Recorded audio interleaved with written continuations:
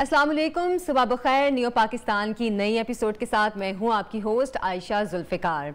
नाज़रीन, ज़िंदगी में परेशानियां जितनी मर्जी ज़्यादा हों, अगर आपकी ज़िंदगी में कोई शख्स ऐसा है जो कि आपको तसल्ली देता है, तशफ़ी देता है और आपको ये कहता है कि परेशान नहीं हो, इंशाल्लाह ये वक्त गुजर जाएगा, ये परेशानियां टल जाएंगी। हालांकि हम रोज़ तकरीबन एक ही बात करते हैं कि आप परेशान ना हो, उम्मीद रखें, लेकिन जिस तरह बहुत से मामलात ऐसे हैं वो सदका जारिया में आते हैं, उसी तरह अच्छी बात कहना भी सदका जारिया है। और अगर आप किसी की परेशानी इतनी सी भी ज़रा बराबर या राय के बराबर भी दूर करने का बाइस बन रहे हों या किसी को तसल्ली और तशफ़ी देने का बाइस बन रहे हों, तो यकीनन ये भी सदका जारिया में आता है। तो इसलिए हम रोज़ एक ही बात करते हैं कि आपकी ज़िंदगी में जितनी भी परेशानियां हैं, हर नए दिन के साथ एक नई उम्मीद जगाएं कि इंशाल्लाह ये परेशानियां ख़त्म हो जाएंगी, ये वक्त भी गुजर जाएगा। जिस तरह एक कहावत है ना कि एक बादशाह ने अपने वज़ीर से कहा कि मुझे कोई ऐसी बात बताओ कि जिसको जब मैं अपने अच्छे वक्त में देखूँ तो भी मुझे उससे तसल्ली हो और बुरे वक्त में देखूँ तो भी तसल्ली हो। तो उस वज़ीर ने बहुत सोचने के बाद ये जुमला कहा कि वक्त वो भी नहीं रहा, ये भी नहीं रहेगा। तो बहरहाल वक्त अगर अच्छा नहीं रहा तो वक्त बुरा भी नहीं रहेगा। और इंशाल्लाह हम सब उम्मीद भी करते हैं कि सिर्फ हम लोगों की ज़िंदगियों में नहीं, पाकिस्तान में भी अगर अच्छे हालात अब तक नहीं आए तो इंशाल्लाह ये बुरे हालात भी गुजर जाएंगे। अल्लाह ताला से उम्मीद हमें हर हाल में रखनी चाहिए। आज के प्रोग्राम का आगाज़ करती हूँ टॉपिक्स के हवाले से बात करें तो सबसे पहले कराची की सूरत हाल के हवाले से मैं बात करना चाहूँगी। कराची में जब भी बारिश हुई है हमने देखा है बारिश के बाद बुरे हालात हुए हैं। तकरीबन आधे से ज़्यादा कराची जो है वो उसमें वो पानी में डूब गया और फ्लड आ गया। ये भी फ्लड की ही सिचुएशन होती है कि पानी आपके घुटनों घुटनों तक पहुंच जाए। उसके बाद हम बात करेंगे कि पाकिस्तान में हरासमेंट के वाक़यात में बहुत ज़्यादा इजाफा होता जा रहा है। कुछ केसेस रिपोर्ट हो जाते हैं, कुछ केसेस रिपोर्ट नहीं होते। इनकी वजूहात क्या है, हम इनको कैसे कंट्रोल कर सकते हैं, ज़ाती तौर पे, अखलाकी तौर पे भी, लेकिन साथ साथ कानूनी मामलात के लिहाज से भी हम इस पर बात करेंगे। और जो लोग ऑनलाइन बिजनेस कर रहे हैं उनके लिए भी अच्छी खबर है। वो क्या है वो प्रोग्राम में ही आपको मैं बताऊंगी। सबसे पहले कराची की सूरत हाल के हवाले से बात करते हैं। सुप्रीम कोर्ट ने एक दिन पहले ही सिंध हुकूमत पर काफ़ी तनकीद भी की और कहा कि अगर आपने काम नहीं करना तो घर चले जाएं। और अगले दिन ही बारिश हो गई और बारिश के बाद क्या हालात हैं ये हम सब ने देखा है। इस पर हम बात करेंगे। PTI के रहनुमा खुर्रम शेर जमान साहब हमारे साथ मौजूद हैं। अस्सलाम वालेकुम खुर्रम साहब, खुश आमदीद प्रोग्राम में। जी वालेकुम अस्सलाम। खुर्रम साहब, ये तो खैर कहने की बात नहीं है, हम सभी जानते हैं कि गुज़श्ता कुछ अरसे में जब से कराची में कुछ बारिशों का एक स्पेल आया है, जब बारिश होती है कराची में फ्लड आ जाता है। मार्केट्स हों, घर हों या नाले हों, वो पानी उबल के बाहर आ जाता है। ये जिम्मेदारी हम किस पे डालें, क्योंकि कोई भी हुकूमत तो ये जिम्मेदारी लेती नहीं है। अच्छा देखिए, मेरा एतराज़ जो ना वो यहाँ से शुरू हो जाता है। देखिए, मीडिया जो है इस वक्त आवाम की आंखें भी हैं और मीडिया आवाम के कान भी हैं। जो मीडिया कोट करती है आवाम उसके ऊपर यकीन करती है। तो ये बहुत ज़्यादा ज़रूरी है कि मीडिया की अवेयरनेस सबसे पहले बहुत ज़्यादा ज़रूरी है। देखें, 18वीं तरमीम के बाद सूबे की सफाई सुथराई, यहाँ पे पीने का पानी पिलाना, स्कूलों में तालीम देना, हेल्थ का निज़ाम, स्ट्रीट क्राइम, ये तमाम जिम्मेदारियाँ सूबाई हुकूमत की है जो कि सूबे सिंध के अंदर पाकिस्तान पीपल्स पार्टी की है। हमने साल डेढ़ साल देखा कि पाकिस्तान पीपल्स पार्टी ने इन कामों में दिलचस्पी नहीं ली, क्योंकि कराची को एक बहुत बड़ा मैंडेट वज़ीर आज़म को कराचीआइट्स ने दिया। इस वजह से हमारी मजबूरी थी कि हमने उनको एक तरफ पैसा देने के बावजूद भी इन कामों को टेकअप किया। लिहाजा पिछले साल जब बारिश हुई आपने देखा कि पूरा शहर आपका डूब गया। उससे पहले भी जितनी बारिश होती है उसमें भी शहर डूबता रहा। तो हमने ये फैसला किया है, क्योंकि पीपल्स पार्टी को 13 साल इक़्तिदार में हो गए और इनका 5वां दौर है, इन्होंने फिर भी नहीं करना। तो हमने कहा कि कम से कम हम वज़ीर आज़म साहब से गुजारिश करके फ़ंड्स लेते हैं और कराची के जो 3 बड़े नाले हैं उनको कम से कम साफ़ कर दें, जिसमें महमूदाबाद नाला, गुजर नाला और औरंगी नाला। इनको सिर्फ साफ़ नहीं करना, इनके एतराफ़ में सड़कें बनाना, इनके एतराफ़ के अंदर जो इंक्रोचमेंट है उनकी रीसेटलमेंट करना, इसके एतराफ़ में जो इनकी दीवारें उनको ऊंचा करना कि वापस इसमें कचरा ना फेंका जाए। वो काम पिछले 3 से 4 महीने पहले शुरू कर दिया गया था। लेकिन देखें, उसके साथ साथ ये फैसला हुआ था कि सूबाई हुकूमत जो है वो अपने छोटे नाले जो 500 नाले हैं और उसके अलावा जो KMC के कुछ 40 से 50 बड़े नाले हैं उनको वो साफ़ करेगी। अब पानी जब छोटे नालों से गुजर कर बड़े नालों तक पहुंचेगा तो वो शहर से बाहर निकलेगा ना। तो हुआ ये कि पाकिस्तान तहरीक इंसाफ की हुकूमत ने 33 अरब रुपए खर्च करके बड़े नालों की सफाई तो शुरू कर दी, लेकिन अफसोस के साथ कि जो नाले DMC के अंडर आते हैं, जो नाले कराची के एडमिनिस्ट्रेटर मुर्तज़ा वहाब के अंडर आते हैं, वो उन्होंने साफ़ नहीं करे। उनको ना साफ़ करने की वजह से वो पानी छोटे नालों में नहीं गया और वो बड़े नालों तक नहीं पहुँचा। सो अब हम क्या करें? अब आप चाहते हैं कि अब ये हुकूमत सिंध चाहती है कि वज़ीर आज़म लोगों की गटर नालियां भी साफ करना शुरू कर दें क्या? तहरीक इंसाफ की हुकूमत, वफाकी हुकूमत, ये तो पॉसिबल नहीं है ना। अच्छा खुरम साहब, कुछ अरसे पहले मैंने भी देखा, यकीनन सबने भी देखा कि दुबई में जब इस तरह के हालात पैदा हुए, क्योंकि ज़ाहिर है दुबई के साथ भी समंदर लगता है और कराची के साथ भी लगता है, वहाँ पे भी यकीनन ऐसा ही कुछ सिस्टम होगा। लेकिन दुबई में जब बारिश हुई वहाँ पे भी सैलाब आया, वहाँ पे भी इसी तरह पानी घरों में भी दाखिल हो गया, मॉल्स में भी चला गया, लेकिन वहाँ की गवर्नमेंट ने इस पर फ़ौरन एक्शन लिया। यहाँ पे सिर्फ इल्ज़ाम तराशी की जाती है, जैसे ही बारिश होती है तो इल्ज़ाम तराशियों का सिलसिला शुरू हो जाता है।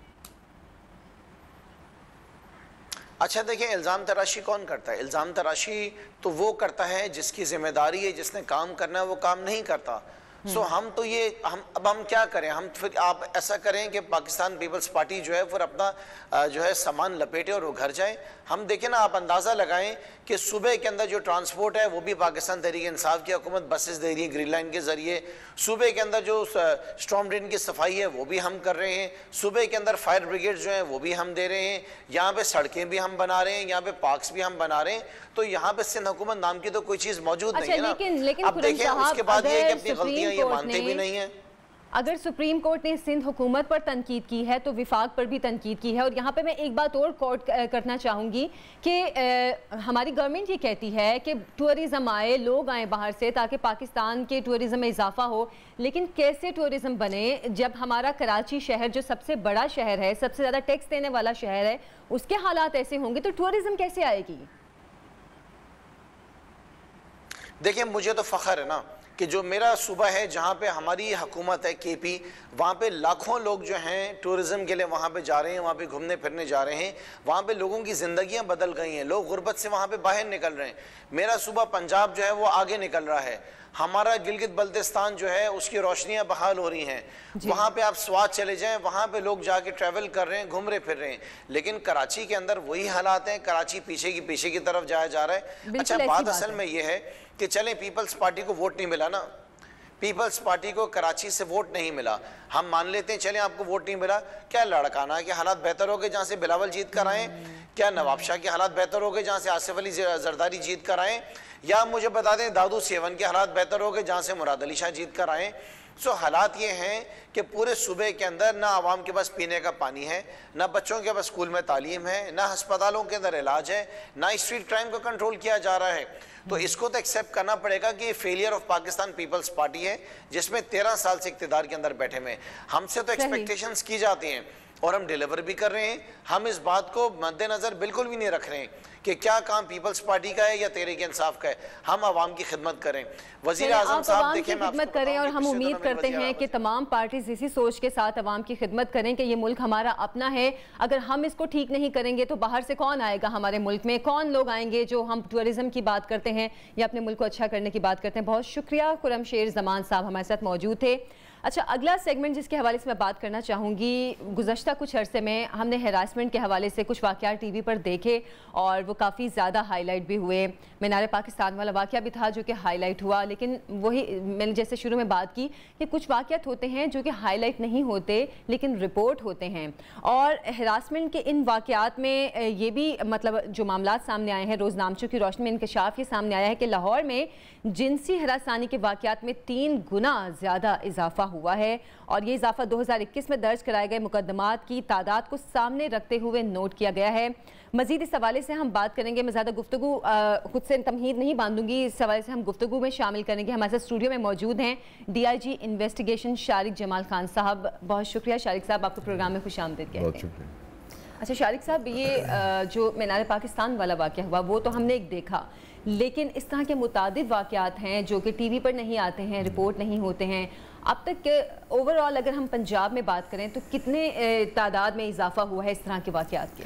जी 14 अगस्त के बाद ये जो अफसोसनाक वाक़या 14 अगस्त को हुआ था, उसके बाद तकरीबन यानी लाहौर की हद तक 200 जो FIRs हैं वो दर्ज हुई हैं जिनसी हिरासगी की।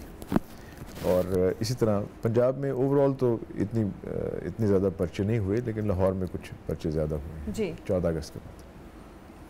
अच्छा, पंजाब में अब जैसे कि मैंने कहा कि लाहौर में ये इस तरह के वाक़यात में ज़्यादा इजाफा हुआ है, क्योंकि हम न्यूज़ में भी देखते हैं, और वैसे भी सिर्फ हिरासानी ये नहीं थी जो मीनार पाकिस्तान पे हुई, हिरासानी ये भी है कि कोई खातून सड़क पे जा रही है और आदमी जुमले कसता हुआ या इशारे करता हुआ गुजर जाए। ये बहुत एक निचला तबका है, बहुत निचला लेवल है हिरासानी का, लेकिन बहरहाल ये चीज़ें तो हमारी रोज़मर्रा की ज़िंदगी में होती हैं।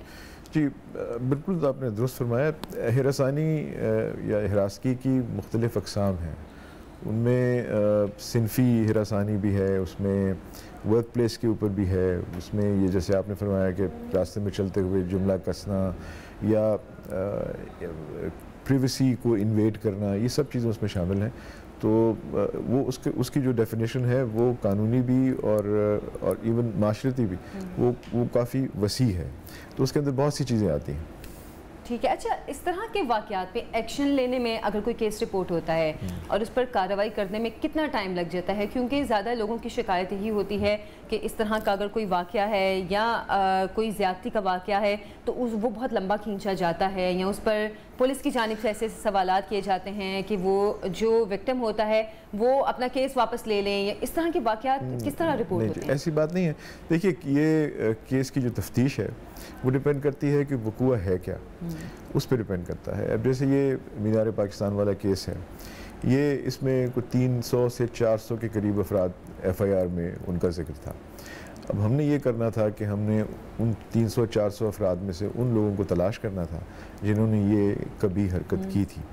तो ज़ाहिर है अब उसमें कानूनी जो प्रोसीजर्स हैं वो इन्वॉल्व थे, वो हमने फॉलो किए, उसके थ्रू उनकी शिनाख्त परेड करवाई विक्टिम से जो मुतासरा खातून थी, और उसके बाद केस आगे चला। तो ये कोई मुनासिब नहीं है, मैं समझता हूँ कि लंबे होते हैं केस। ज़ाहिर है कुछ तो जो हमारा जुडिशल सिस्टम है वो अपना वक्त लेता है क्योंकि वो बर्डनड है, लेकिन इसके अलावा नहीं। और ख़ास तौर पे ये जो केसेस हैं जिसमें जिनसी हिरासगी और ख़वातीन के साथ इस किस्म के वाक़यात होते हैं, वो तो हम फौरी तौर पे। अच्छा शारिक साहब, इस पे अगर बात करें झूठे केसेस की, क्योंकि जाहिर सी बात है हर केस सच्चा भी नहीं होता, तो झूठे केसेस भी क्या आते हैं? और अगर गुज़श्ता कुछ अरसे में, क्योंकि मैं न्यूज़ भी पढ़ती रही हूँ, तो देखा कि ऐसे कई वाक़यात सामने आए कि जो ख़वातीन थी उनकी जानिब से इल्ज़ाम लगाया गया कि हमारे साथ हमें हिरास किया गया, लेकिन बाद में मामला कुछ और निकला। जी बिल्कुल ऐसा होता है, ऐसा हुआ है, अब भी हो रहा है, 14 अगस्त के बाद भी हुआ है और उससे पहले भी होता था जी। लेकिन ये 14 अगस्त के हवाले से मुझसे बहुत से लोगों ने ये सवाल किया कि इसके बाद तो बहुत से झूठे जो हैं वो पर्चे दिए गए।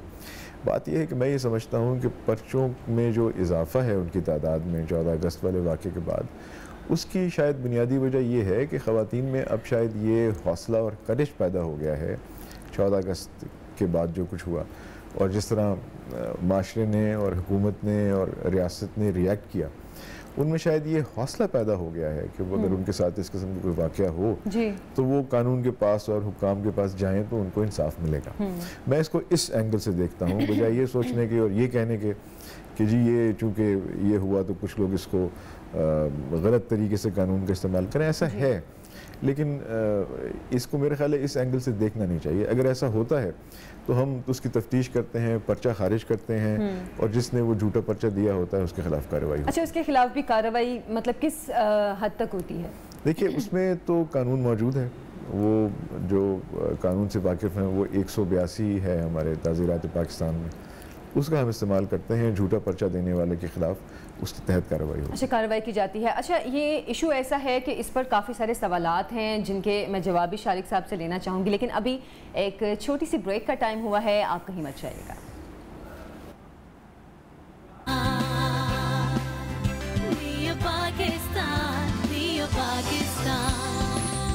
ब्रेक के बाद आपको फिर से खुश आमदीद कहते हैं। और जैसे कि ब्रेक से पहले मैं बात कर रही थी हरासमेंट के हवाले से, और इस पे हम बात भी कर रहे हैं DIG इन्वेस्टिगेशन शारिक जमाल साहब हमारे साथ मौजूद हैं। शारिक साहब, हम बात तो कर रहे हैं ख़वातीन को जो हरास किया जाता है उनके केसेस की, लेकिन कुछ अरसे में हमने देखा है कि मर्दों को भी हरास किया जाता है, उनके भी हरासमेंट के वाक़यात सामने आए हैं और वो इल्ज़ाम लगाते हैं कि ख़वातीन की जानिब से उन्हें हरास किया जाता है। ख़ास तौर पर सोशल मीडिया पर जो ट्रेंड शुरू हुआ था मी टू का, उसके पहले तो ख़वातीन की एक भरमार आई कि ख़वातीन ने कहा कि हरासमेंट के वाक़यात हुए उनके साथ, लेकिन आहिस्ता आहिस्ता मर्द भी उसमें अब शामिल हो रहे हैं और कह रहे हैं कि हमें भी हरास किया जाता है। तो क्या इस तरह की हरासमेंट के भी मुकदमा दर्ज किए जाते हैं? देखिए, जो हैरेसमेंट है वो बेसिकली किसी भी जेंडर के साथ हो सकती है। ज़्यादा जो हमें वाक़यात देखने में मिलते हैं ज़ाहिर है वो ख़वातीन के साथ हैं और उसकी ऑब्वियस सोशल वजूहात हैं। मर्द के साथ जो हिरासगी के मामलात हैं वो रिलेटिवली कम हैं, बहुत कम हैं, लेकिन है, ये नामुमकिन नहीं है, ऐसा होता है। बात नामुमकिन नहीं है। ऐसा होता है। पर्चे दर्ज इस किस्म के नहीं हुए जिसमें हैरेसमेंट हो, जो मर्दों के साथ होता है या बच्चों के साथ होता है वो उसके वाक़यात हैं और उस पर कानून मौजूद है। कानून तो हैरेसमेंट के हवाले से अगरचे कवानीन बने हैं जो कि वेमेन स्पेसिफिक हैं, लेकिन बहरहाल कानून किसी को भी ये इजाज़त नहीं देता कि वो किसी भी जेंडर के साथ, चाहे ट्रांसजेंडर्स हैं, जी जी बिल्कुल, उनके साथ भी कानून मौजूद है। तो शारिक साहब, यहाँ पे फिर एक सवाल ये भी है कि जैसे हम ख़वातीन की हरासमेंट की बात करें, मर्दों की बात करें, बच्चों के साथ भी किया जाता है, क्या इन सब के मुकदमात डिफरेंट जो हैं वो दर्ज होते हैं, यानी कि मुख्तलिफ कार्रवाई की जाती है कानून के मुताबिक, या सेम एक ही कानून है सब के बारे में? नहीं, कानून देखिए, ख़वातीन के बारे में तो हुकूमत ने बहुत सी अमेंडमेंट्स भी की हैं, जो ताज़ीरात पाकिस्तान है उसमें स्पेसिफिक वर्क प्लेस हैरेसमेंट के ऊपर भी एक एक्ट जो है वो 2010 में हुकूमत ने बनाया था, वो बड़ा अच्छा कानून है। बाकी ताज़ीरात पाकिस्तान जो है वो बड़ी एक उसमें हर जो मेंबर्स हैं सोसाइटी के, चाहे वो बच्चे हैं, चाहे वो बड़े हैं, छोटे हैं, ख़वातीन हैं, हजरात हैं, उन सब के लिए है वो, और उसमें अगर कोई उसकी वायलेशन करता है तो कानून हरकत में आता है। अच्छा शारिक साहब, जो इंतकामी कार्रवाई के मामलात अक्सर हम टीवी पे भी पढ़ते हैं, ख़बरें पढ़ते हैं, तो इसमें कहते हैं कि ये जो वाक़या हुआ, बाद में खबर सामने आती है कि इंतकामी कार्रवाई का जो था वो शख्साना था। इसकी बैकग्राउंड अगर मतलब कानून के मुताबिक अगर देखा जाए, अगर कोई केसेस रिपोर्ट होते हैं कि भाई ये इनका कोई इंतकामी कार्रवाई थी जिसकी वजह से ये मामला पेश आया, तो इसकी क्या बैकग्राउंड सामने आता है? अगर कार्रवाई की जाए, अगर इन्वेस्टिगेशन की जाए, तो क्या इसकी बैकग्राउंड सामने आती है?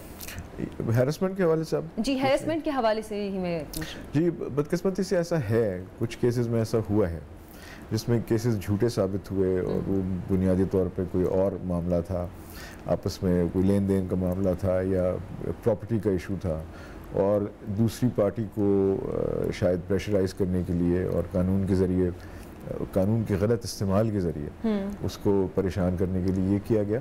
लेकिन बहरहाल वो जब पुलिस तफ्तीश करती है तो वो सामने आ जाती है। अच्छा, गुज़श्ता माह की ही बात है, 2 केसेस सामने आए थे, उसकी न्यूज़ भी मैंने पढ़ी थी। एक खातून के हवाले से था और एक मर्द के हवाले से था। ये जो हम इंतकामी कार्रवाई की बात कर रहे हैं कि एक शख्स ने अपनी जो साबिका बीवी थी उस पर तेज़ाब फेंक दिया कि जी ये दोबारा उससे शादी नहीं करना चाह रही थी, डिवोर्स हो गई थी, वो दोबारा नहीं करना चाह रही थी। और इसी तरह एक खातून ने अपने साबिका शोहर पर फेंक दिया कि ये दोबारा शादी नहीं करना चाह रहा था। ये इंतकामी सोच हमारी सोसाइटी में ज़्यादा होती जा रही है दिन ब दिन। जी, बदकिस्मती से ऐसा है, और ये पिछले 20-30 बरस में बहुत दफ़ा इस पे बात हो चुकी है। ये बुनियादी तौर पे जिनसी हैरेसमेंट का जो इशू है या सिनफी हैरेसमेंट का जो इशू है या जो बच्चों के साथ ज़्यादती के वाक़यात हैं, ये भी तो माशरती और अखलाकी ही है ना। तो वो उसमें ख़ानदान को और माशरे को और माशरे के उन अफराद को जिन्होंने बेसिकली माशरे की तरबियत करनी है, उनको ये सोचना चाहिए कि इसमें बेहतरी कैसे लाई जा सकती है। मेरा ये ख्याल है, मेरी ज़ाती टेक इस पे ये है, और इससे इस पे बात हो सकती है मज़ीद भी। शारिक साहब, अच्छा कता कलामी की माजरत, क्या कानून को इन मामलात के हवाले से जो कि इंतकामी कार्रवाइयों की वजह से इस तरह के वाक़यात सामने आते हैं, कानून को ज़्यादा सख्ती करने की ज़रूरत नहीं है? क्योंकि लोगों के दिल में जब कानून का खौफ नहीं होगा, हमारी सोसाइटी में जो कि नहीं है बिल्कुल भी, वो तब तक ऐसे वाक़यात से बचेंगे नहीं, खुद को रोकेंगे नहीं। क्योंकि लोग कहते हैं ठीक है हम बच जाएंगे, हम कोई पैसे लगा लेंगे या कुछ कर लेंगे, हम बच जाएंगे, निकल जाएंगे। देखिए ये हमारे यहाँ परसेप्शन है ऐसी जो आप फरमा रही हैं, ऐसा ही है, लेकिन रियलिटी शायद ये नहीं है। मैं नहीं समझता कि कानून को तोड़ के आप एक दफ़ा तोड़ लेंगी, हो सकता है आप किसी तरीके से बच जाएं या जो कानून का जो पूरा इम्पैक्ट है वो आप पे ना आने पाए, लेकिन ये बार बार नहीं होगा। मतलब जज़ा और सज़ा का एक जो वो है अमल बीच में लाजमी होना ज़रूरी है। और देखिए वो कानून का जो एप्लीकेशन है वो इंसान तो करता ही है, अल्लाह भी करता है ना, वो है। शाहिद साहब, ये एक न्यूज़ भी आई थी कि गुज़श्ता रोज़ लाहौर में 3 हरासमेंट के वाक़यात आए और फ़ौरन उन पर एक्शन लिया गया और उन मुलजिमों को गिरफ़्तार भी किया गया। मीनार पाकिस्तान वाक़या जो था उसके बाद आपके ख़्याल में, बल्कि आप तो ज़ाहिर सी बात है इन सब चीज़ों से बाखबर हैं, जो केसेस रिपोर्ट हुए हैं उनमें इजाफा हुआ है या कमी हुई है? जी इजाफा हुआ है। इजाफा हुआ है। 14 अगस्त के जो अफसोसनाक वाक़या था उसके बाद इसमें काफ़ी सारा इजाफा हुआ है, यानी एक महीने में तकरीबन 200 केसेस जो हैं वो ज़्यादा हैं। और उसकी मैंने आपको वजह अभी गुजारिश की कि शायद ख़वातीन को ये हौसला मिला है कि जो उनके साथ इस किस्म के वाक़यात हो रहे थे और वो रिपोर्ट नहीं कर रही थी, मुख्तलिफ सोशल और दीगर वजूहात की वो शायद उनको अब ये करेज मिल गई है कि उन्हें हुक्काम के पास जाना चाहिए, उन्हें कानून से रब्ता करना चाहिए, कानून नाफिज करने वाले इदारों के पास आना चाहिए, पुलिस के पास आना चाहिए, क्योंकि उन्हें इंसाफ मिलेगा। तो मैं इसको इस नज़र से देखता हूँ, बजाय ये सोचने के कि ये वाक़यात ज़्यादा इसलिए हुए हैं कि लोग झूठ बोल रहे हैं, तो ऐसा नहीं है। अच्छा शारिक साहब, जो मीनार पाकिस्तान वाला वाक़या हुआ वो उसका केस भी ज़ाहिर सी बात है उसी वक्त शुरू हो गया था, उसकी इन्वेस्टिगेशन भी स्टार्ट हो गई थी। फिर चिंची रिक्शा वाला जो एक वाक़या था वो सामने आया था। इन केसेस की पेशरफ से आगाह कीजिएगा।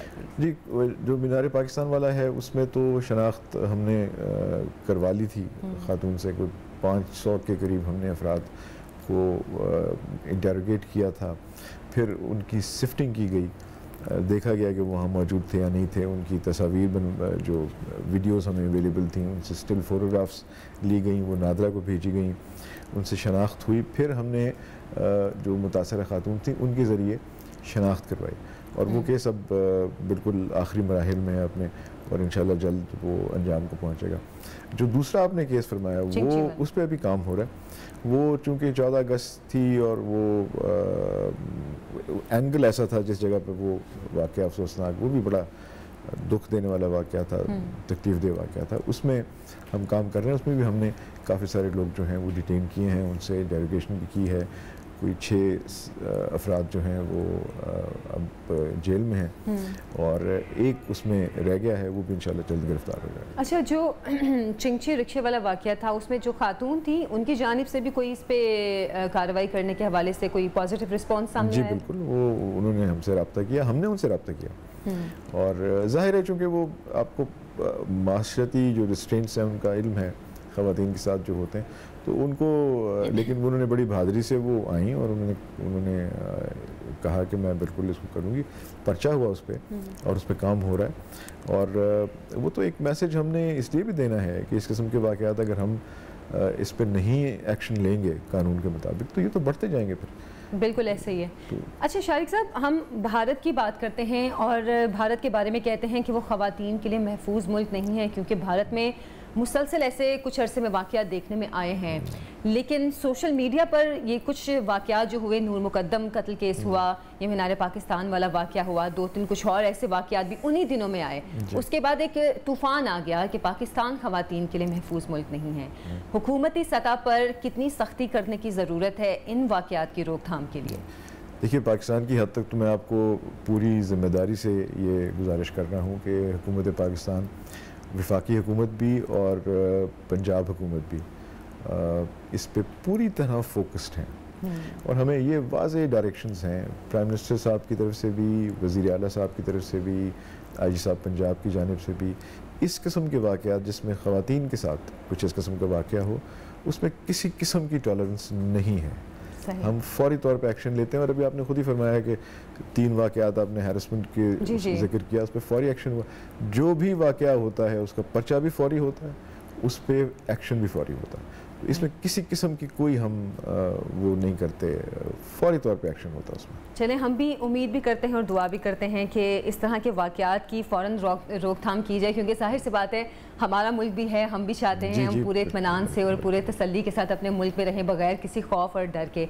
शारिक जमाल साहब, आप हमारे प्रोग्राम में तशरीफ़ लाए, आपका बहुत शुक्रिया। और हिरासमेंट के हवाले से हमने काफ़ी डिटेल में बात की है और गुज़श्ता कुछ अरसे में जो वाक़यात सामने आए थे, एक मीनार पाकिस्तान वाला वाक़या ख़ास तौर पर और दूसरा जो चिंची वाला वाक़या था वो सामने आया था, उस पर भी अब पेशरफ्त हो रही है। और जैसे कि शारिक जमाल साहब ने कहा कि कुछ लोगों की गिरफ्तारियां भी इस हवाले से अमल में आई हैं। बहरहाल अब एक ब्रेक लेंगे, ब्रेक से वापस आएंगे, प्रोग्राम को कंटिन्यू करेंगे, आप हमारे साथ रहिएगा।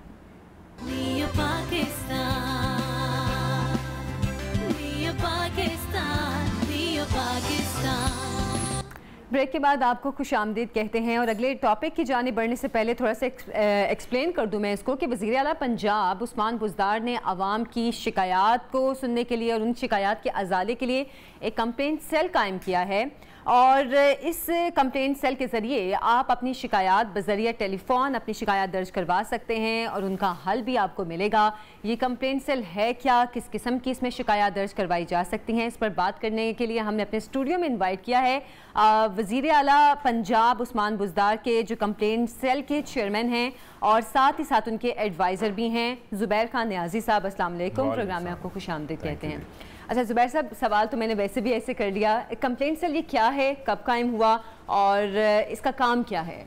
देखिए, कंप्लेंट सेल ये पिछली गवर्नमेंट से ही कायम है पहले से और इसका काम है कि लोगों के जो मसाइल जो थाने में हल नहीं होते, किसी डिपार्टमेंट के अंदर सुनवाई नहीं होती, महकमा माल के डिप्टी कमिश्नर ऑफिस से रिलेटेड जितने भी लोगों के मामलात हैं जो वहाँ पे नहीं एड्रेस हो रहे, तो एक चीफ मिनिस्टर साहब ने अपना एक कंप्लेंट सेल कायम किया ताकि उनके नॉलेज में आ सके बात कि कौन सा महकमे की मामलात नहीं रिस्पॉन्ड किए जा रहे जो हमारे पास आते हैं। सही। फिर हम उसको पब्लिक को बाकायदा सुन के वज़ीर आला हाउस का वज़ीर आला साहब का CM ऑफिस का डायरेक्टिव लगा के उनकी कंप्लेंट को फॉरवर्ड करते हैं और उनसे जवाब तलब करते हैं। सही।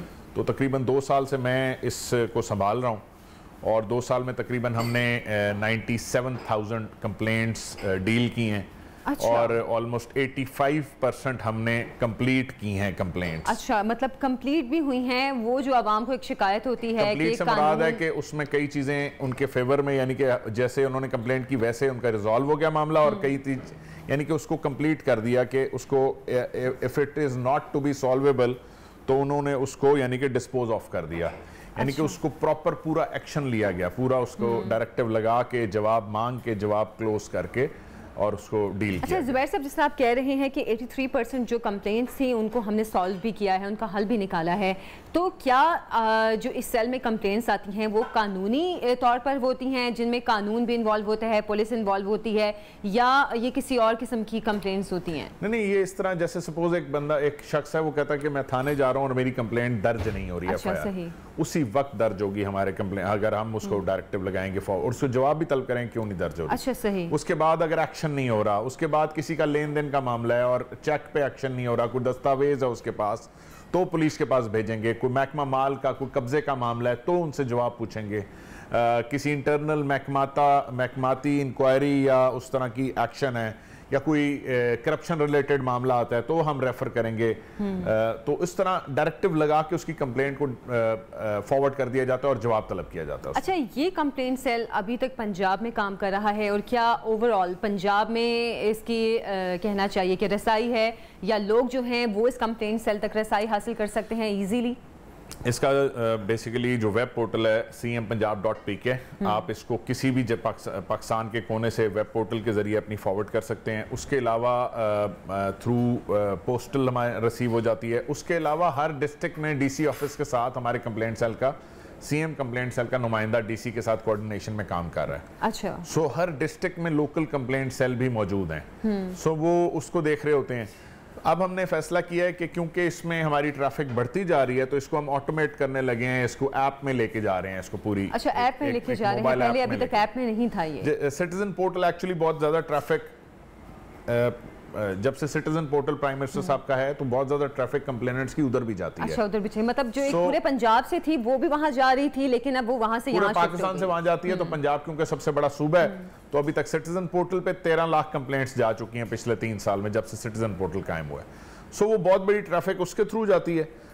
उसके अलावा जिनकी तसल्ली नहीं होती, जो हमारे पास आके कंप्लेंट करना चाहते हैं, जो लिख के जो जवाब तलब करवाना चाहते हैं किसी महकमे से, तो हम पंजाब का CM ऑफिस उसका डायरेक्टिव जारी करके उसको कंप्लेंट अच्छा, यही सवाल मैं भी आपसे करना चाह रही थी कि क्या सिर्फ टेलीफोन पे ही सारा मामला हल होता है या फिर कोई ऑफिस भी है आपका जहां पर लोग कंप्लेंट करते हैं, बाकायदा उनकी एक सेटिस्फेक्शन होती है? जी, मिनिस्टर्स ब्लॉक में और 5 क्लब में हमारा ऑफिस है। ठीक है।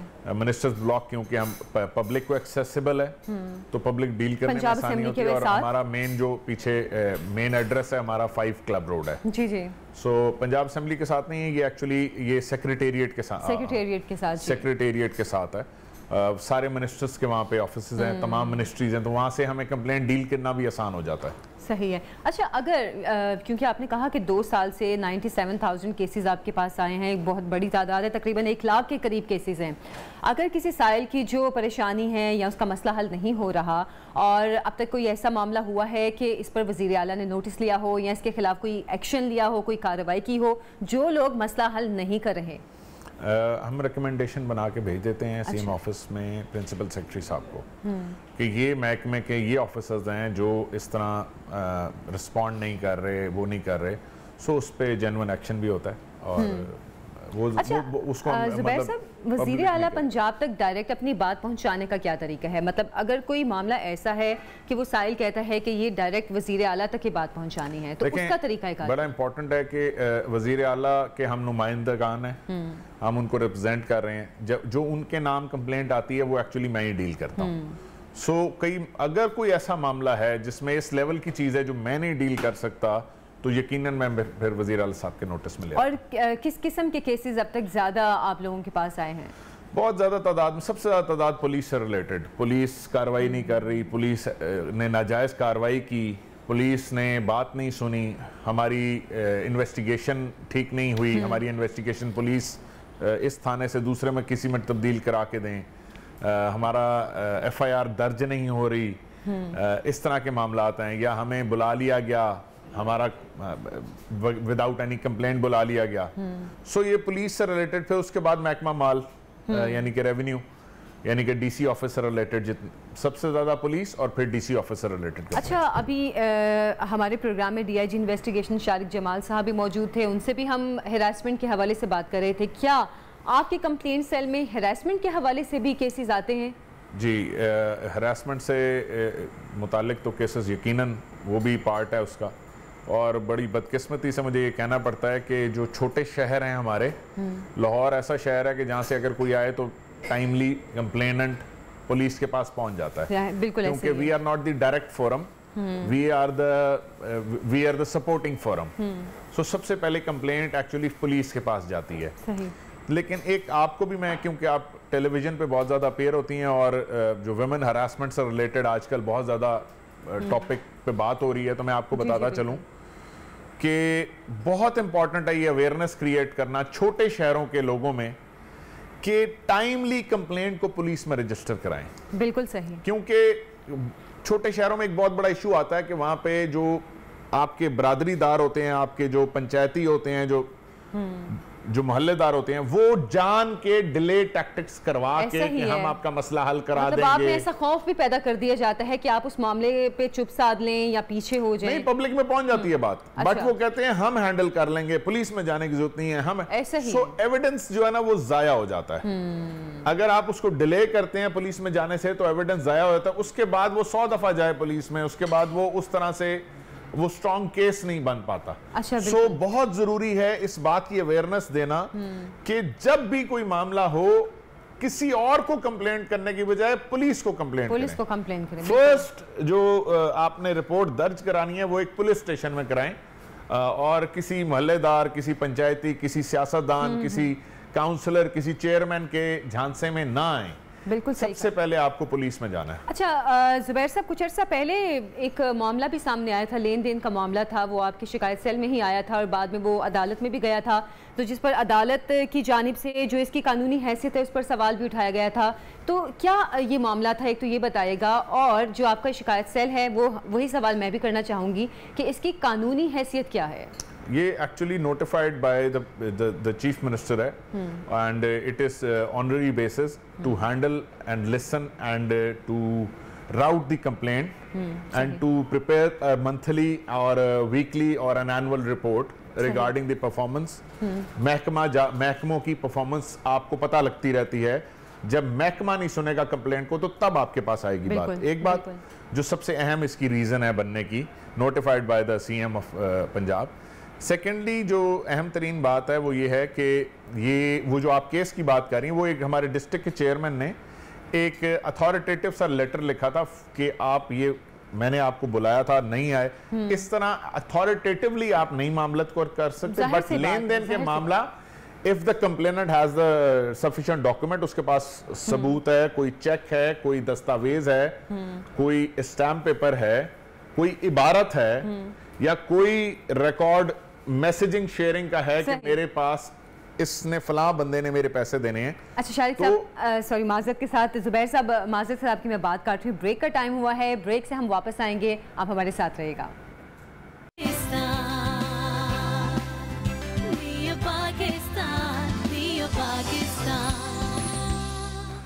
Welcome back. प्रोग्राम में फिर से आपको खुशामदीद कहते हैं। नाज़रीन, आजकल बिजनेस काफ़ी डिजिटल हो गया है।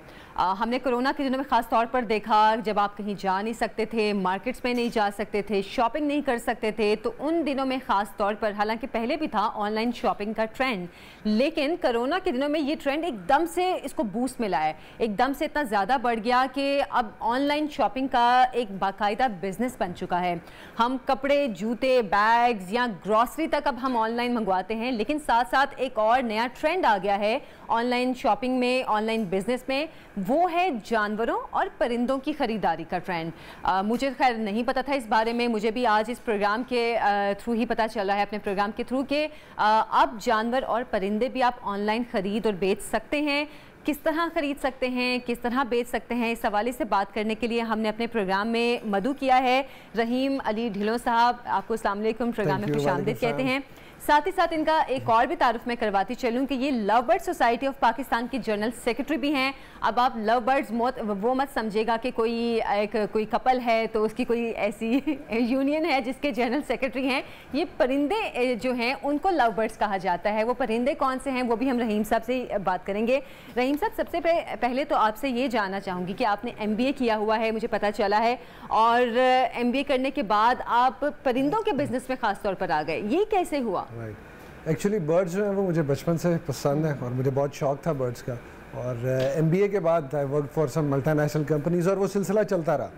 लेकिन आई वुड से कि ये something that runs in your blood, तो बर्ड्स मैं रखता रहता था और वो चलते रहे। फिर over the period of time एक टाइम आया कि जब पूरी दुनिया के अंदर ये एविकल्चर इस फील्ड को बोलते हैं। अच्छा, ये परिंदों का जो बिजनेस है इसको एग्जैक्टली वो इतना ज़्यादा ग्रो किया, और स्पेसिफिकली कोरोना के टाइम के अंदर, तो automatically it turned out to be my business, my passion, whatever you say. अच्छा, ये परिंदे भी मैं चाहती हूँ हम दिखाएं अपने नाज़रीन को। इतने खूबसूरत ये परिंदे हैं, इतने खूबसूरत, इनके कलर्स इतने प्यारे हैं कि देखकर आपको वैसे ही कुदरत की शाहकारी पे वाह वाह करने को दिल चाहता है। इतने प्यारे इन परिंदों के कलर्स हैं। ख़ास तौर पे जो दरमियान वाला है जिसका ये ऑरेंज और ग्रीन कलर है, ये तो मुझे बहुत ही प्यारे लगे हैं। अच्छा रहीम साहब, ये कारोबार तो चल आपने शुरू किया, मैं जैसे बात भी कर रही थी कि कपड़ों का कारोबार बहुत चलता है, जूतों का कारोबार भी बहुत चलता है, ऑनलाइन तो इसका ट्रेंड बहुत ज़्यादा हो गया पिछले 2 साल में। इस बिजनेस को कितना रिस्पांस मिल रहा है और कैसा रिस्पांस मिल रहा है? देखिए, पाकिस्तान में अब इसको बहुत ज़्यादा रिस्पांस मिल रहा है। उसकी रीज़न एक ये थी कि कोरोना के टाइम के अंदर जब सारे लॉकडाउन वाले फेज़ में थे और सोशल गैदरिंग्स और सोशल इंटरेक्शंस नहीं थे, सही, तो नेचुरली लोगों का जो पेट लवर थे और जो पेट लवर नहीं भी थे, दे गॉट टाइम कि वो कोई पेट रखें और उनको थोड़ा वो उससे कंफर्टेबल हो। और फिर बहुत सारे ऐसे लोग भी जो उस टाइम अनएम्प्लॉयड हो गए, बहुत सारे बैंकर्स और कंपनीज के लोग, तो उनके लिए एक नई चीज़ थी। उनको भी आइडिया नहीं था कि इसकी कितनी डिमांड डेवलप होगी और फिर ये बिज़नेस कैसे इवॉल्व करेगा। तो इस एरा के दरमियान ये बिज़नेस बहुत ज़्यादा फ्लरिश किया। अच्छा, और आपको इसका रिस्पांस अच्छा मिला है? किस तरह आप ऑनलाइन इसको सेल करते हैं इन परिंदों को? देखिए, इसमें ऑनलाइन बहुत सारे ग्रुप्स हैं और फिर डिफरेंट सोसाइटीज़ हैं जो पाकिस्तान में काम कर रही हैं। जैसे love bird society of Pakistan के मैंने बताया, बहुत सारे लोग उससे अटैच्ड हैं। तो जब भी आपको ये अपना बर्ड, जैसे कि आपने कहा बड़ा खूबसूरत बर्ड है, if you post the picture of that bird on your Facebook account, definitely you will be getting a lot of calls. अच्छा, even people don't know about you कि आप ब्रीडर हैं, लेकिन ये बर्ड इतना खूबसूरत और कॉमनली लोगों को इतना पता है इसके बारे में कि it is very easily saleable. अच्छा, जिनकी मैं तारीफ कर रही थी वो देखिए कपल बन के खड़े हो गए हैं दोनों, इतना खूबसूरत, सही लव बर्ड्स ही लग रहे हैं, इसीलिए इनको लव बर्ड भी कहा जाता है। हाँ सही कह रहे हैं, इनको लव बर्ड्स भी कहा जाता है। अच्छा, इन परिंदों का तो क्योंकि मैंने सुना था कि जो इस तरह के परिंदे होते हैं बहुत नाजुक होते हैं, उनका बहुत ख्याल रखना पड़ता है, तो आपको इनकी खुराक वगैरह, इनका देखभाल किस तरह करते हैं? Honestly speaking this is true, इनका बहुत ख्याल रखना पड़ता है और ये बिल्कुल ऐसे ही इनकी डाइट है जैसे हम एज अ ह्यूमन बीइंग हम लेते हैं। हमें प्रोटीन्स भी चाहिए, कैल्शियम्स भी चाहिए, फिर किसी दिन हमारा कुछ खाने को दिल कर रहा है, किसी दिन कुछ। इसी तरह इनकी डाइट्स बहुत मल्टीपल डाइट्स हैं। इनको मल्टीविटामिन्स, कैल्शियम्स और वो बड़ी हाई क्वालिटी कैल्शियम्स, मल्टीविटामिन्स और डाइट इनको दी जाती है, जिसके बाद ही इनके इतने खूबसूरत कलर्स वो नजर आते हैं और फिर ये ब्रीड करते हैं। बेसिकली हम जैसे आपके खाया हुआ आपके चेहरे पे, आपकी बॉडी पे नजर आता है, उसी तरह परिंदों का खाया हुआ भी उनके बॉडी पे नजर आता है और कलर्स की सूरत में नजर आता है। बिल्कुल। अच्छा, हम जैसे कोई घर में खाना बनाएं, वो खाना कुछ अर्सा पड़ा रहे तो वो ख़राब हो जाता है, उसके ख़राब होने का अंदेशा होता है। इसी तरह कोई भी चीज़ ज़्यादा अर्सा घर में पड़ी रहे वो ख़राब हो जाती है, चाहे वो बिज़नेस के मामले में आप सेल कर रहे हैं, वो ज़्यादा अर्सा आपके पास से ख़राब हो जाती है। खुदा ना खास्ता इन परिंदों को कोई नुकसान हो तो कितना आपको नुकसान होता है, किस तरह आप इनकी केयर करते हैं कि इनके गर्मी सर्दी या इनकी खुराक में या बाकी मामलात में किस तरह करते हैं? देखिए, सबसे पहले तो इनकी हाउसिंग है, जैसे हम घर में रहते हैं इसी तरह इनकी एक एवरी, बर्ड एवरी बनाई जाती है और उसमें कोई बहुत हार्ड एंड फास्ट रूल भी नहीं है। अगर एक नया शौकीन इसको एज अ शौक एज अ बिजनेस करना चाह रहा है, वो अपने घर के किसी भी कॉर्नर में जहाँ पे समहाउ वो टेम्परेचर मैनेज कर सके, वहाँ पे वो इन बर्ड्स को रख सकते हैं। अच्छा, टेम्परेचर मैनेज करना बहुत ज़रूरी है। एक्सट्रीम वेदर और एक्सट्रीम कोल्ड ऑब्वियसली जिस तरह हमें अफेक्ट करेगा बर्ड को भी करेगा, दो इट्स अ हार्डी बर्ड, ठीक है, लेकिन फिर भी अब मेरी जो एवरी है इट्स प्रॉपरली वेल प्लान्ड, जो कि इसके समझ लें SOPs के अकॉर्डिंगली बनी हुई है। उसमें एयर कंडीशनिंग सिस्टम्स भी हैं और उसके अंदर अगर आप उसको ओपन करें तो उसमें नेचुरल वेंटिलेशन भी। तो housing is very important. Yes, अगर बर्ड बीमार हो तो फिर उसकी मेडिकेशंस हैं। और मेडिकेशन किस तरह करते हैं? जिस तरह हम देखते हैं कि अगर आपके घर में कोई पेट्स हैं, कोई कुत्ते हैं या बिल्लियां हैं, तो उनके लिए तो चले अब हॉस्पिटल्स भी बनना शुरू हो गए हैं, तो इनके लिए भी कुछ ऐसा? इनका भी ऐसे ही है। मेरी एवरी में एक हॉस्पिटल केज है, अगर कोई बर्ड जो सिक बर्ड अगर मैं देखता हूँ तो मैं उसमें उसको डाल देता हूँ। उसमें उसका टेम्परेचर डिफरेंट है, उसकी डाइट और उसकी फिर एंटीबायोटिक्स या जो भी मेडिकेशन है वो भी डिफरेंट है। It's just like human being. अच्छा, हम वीडियो में भी दिखा रहे हैं अपने नाजरीन को जो आपके घर में पूरा एक सिस्टम है, आपने जो इनके हवाले से बनाया हुआ है, बहुत ज़बरदस्त सिस्टम है ये।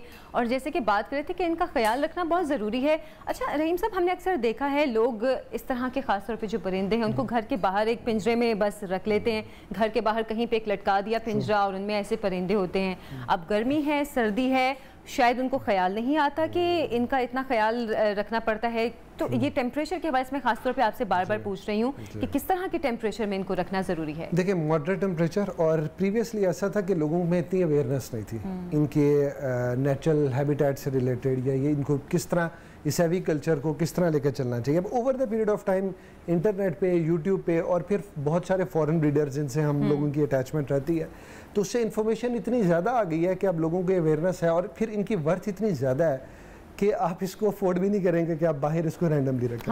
Like you have spent a lot of money on that. अच्छा, इनकी प्राइसेस पहले बताइएगा, फिर एक सवाल इसके हवाले से मैं आपसे पूछना चाह रही हूँ, इनकी प्राइसेस पहले बताइएगा क्या है? जो बिल्कुल एक्सट्रीम उस साइड पे जो आपको येलो और व्हाइट बर्ड नजर आ रहे हैं, राइट, दिस पेयर इज रफली around 50,000। 50,000 pair for a pair. और ये बड़ा ये परिंदे हैं, तो नहीं भी हम आगे चलते हैं, समझ के लिए अभी प्राइसेस इस तरफ बढ़ेंगी। अच्छा, आप लो से हाई पे जा रहे हैं, ठीक है। जो आपको बहुत पसंद आ रहा था, ये इसको हम बोलते हैं green opaline and green यूविंग opaline. This is one of the famous love bird cross the world, जिसको बहुत पसंद किया जाता है। ये रफली अराउंड 1 लाख रुपए का पेयर है। 1 लाख रुपए के ये परिंदे हैं, और अगर आप इनको लेना चाहते हैं तो दिलो जान से आपको इनका ख्याल रखना पड़ेगा। जैसे आप ब्रांडेड जूते, ब्रांडेड बैग्स लेते हैं और उनको दिल से लगा के रखते हैं, उसी तरह इन परिंदों को उससे ज्यादा दिल से लगा के रखना पड़ेगा। और इसी तरह जो ये वाला पेयर यहाँ पे बैठा है, अच्छा क्योंकि मे बी आपका कैमरा थोड़ा दूर हो, इनकी जो आईज है इसमें जो इस साइड पे ये वॉलेट लाइट वाइट, हाँ जी बिल्कुल, थोड़ा सा पर्पल सा कलर उसमें आ रहा है। इसकी आईज रेड कलर की,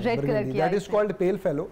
और ये पाकिस्तान में आज से 1 साल पहले इंट्रोड्यूस हुआ, उस टाइम इसकी प्राइसेस बहुत हाई थी। आज भी जो एक बर्ड है ये 150,000 का, और मतलब वो आप सही लो से हाई पे गए। एग्जैक्टली। और उसके साथ जो दूसरा है वो भी ऑलमोस्ट इतने का, तो समवेयर अराउंड 3 लाख रुपए का पेयर है। और इससे भी एक्सपेंसिव बर्ड्स फिर हैं, मतलब ये सारे परिंदे ही इतने महंगे, कोई आम बंदा तो नहीं खरीद सकता इनको? देखें, जो बहुत सारे शौक करने वाले हैं उनके लिए डजंट मैटर, प्लस जो लोग बिजनेस करना चाह रहे हैं और इसकी इतनी डिमांड है, और ये फिर जब ब्रीड करते हैं तो इनकी जो ब्रीडिंग कैपेबिलिटीज़ हैं वो इतनी अच्छी हैं कि आप लेट्स अज्यूम ये एक पेयर है तो इससे आप रफली सेफली 10 बच्चे ले सकते हैं। तो वो जो 10 चिक्स हैं वो gonna sell them as well, तो वो आपके फिर रिटर्न के अकॉर्डिंगली एक अच्छा बिजनेस। अच्छा, अगर एक आम आदमी वो ये बिजनेस स्टार्ट करना चाहता है, उसके पास इतना बजट नहीं है, इतनी अमाउंट नहीं है कि वो इतने महंगे परिंदे खरीद सके, तो वो फिर क्या करे? मतलब फिर तो वो इतने बड़े जो इतने महंगे वाले एक्सपेंसिव जो बर्ड्स हैं उनको तो नहीं वो देखिए इसमें इंटरेस्टिंगली जो एक एस्पेक्ट बहुत अच्छा आपने क्वेश्चन पूछा, और आई वाज वेटिंग के वो लोग जो कि लेट्स अज्यूम किसी के पास एक कॉमन बंदा है जिसके पास 1 लाख 1.5 लाख रुपए और वो ये स्टार्ट करना चाह रहा है, तो उसके लिए तो ये नहीं है। लेकिन इसी में बहुत सारी म्यूटेशंस ऐसी हैं जो आप 5-10 हज़ार रुपए से भी वो पेड़ ले सकते हैं। अच्छा। और वो एक बंदा है जो कि सारा दिन जॉब करता है 9 to 5, और अब तो 9 to 5 तो कहने को है, अब तो कहने वाली बात है, गुजर जाता है, अब तो पूरा दिन आप किसी भी टाइम जॉब पे जा सकते हैं। तो उस पे जो वो पूरा 10 आवर्स और 12 आवर्स स्पेंड करके जो अर्निंग करता है वो उस एक पेड़ से वो अर्न कर सकता है। इसकी इतनी डिमांड और इतनी कैपेबिलिटी है प्रोड्यूस करने की कि एक अच्छा रिटर्न दे। तो एक कॉमन मैन इसको 1 लाख 1.5 लाख से भी शुरू कर सकता है, और एक बिजनेस पर्सन इस पे 50 लाख भी लगाए तो आई बिलीव वो भी थोड़े हैं। अच्छा, इस तरह के बिजनेस में आपके ख्याल में क्या गवर्नमेंट भी इन्वॉल्व हो रही है, या मतलब गवर्नमेंट लेवल पे अगर हम देखें, क्योंकि जाहिर सी बात है एक बड़ा बिजनेस है ये, इतने महंगे परिंदे यहाँ पे लाकर सेल करना, गवर्नमेंट का क्या रोल है इसमें? देखिए, पाकिस्तान में जो भी गवर्नमेंट है अभी चीज़ें इवॉल्व हो रही हैं। एग्रीकल्चर को अगर आप ऑनलाइन सर्च करेंगे तो दुनिया में इस पर ऑनलाइन ट्रेनिंग्स हो रही हैं, और पाकिस्तान में भी अब एग्रीकल्चर पे प्राइवेटली बहुत काम हो रहा है जो ब्रीडर्स कर रहे हैं, लेकिन गवर्नमेंट की इन्वॉल्वमेंट और सपोर्ट अभी भी रिक्वायर्ड है इन टर्म्स ऑफ